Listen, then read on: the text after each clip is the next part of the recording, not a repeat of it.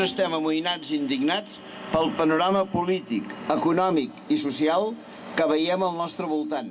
El llibre, diguem prou, que ara presentem, intenta explicar una mica les raons de la crisi, el seu desenvolupament i les seves possibles respostes.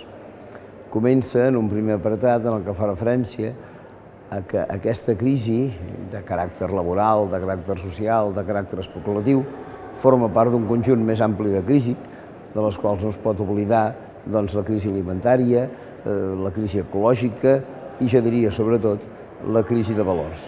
Vista aquesta situació i el seu embolcall, es passa a una segona part del llibre en la que s'intenta analitzar els diferents viaranys, els diferents camins, els diferents sistemes que ha seguit l'economia mundial, europea, catalana, per arribar a aquesta situació de crisi i també, naturalment, veure'n una mica les seves conseqüències des del punt de vista social, basant-se en allò que n'hem dit sempre i sovint, les retallades.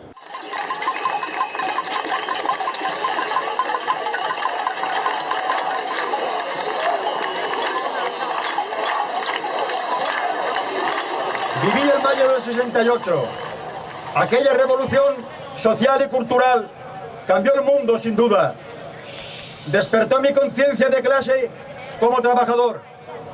Hoy vuelvo a vivir aquellos tiempos tan lejanos cuya bandera ha vuelto a ondear gracias a vosotros, mis queridos jóvenes.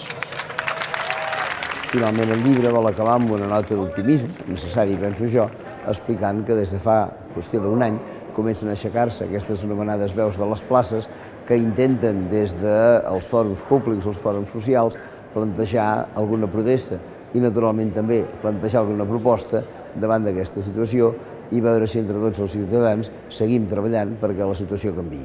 A la calle!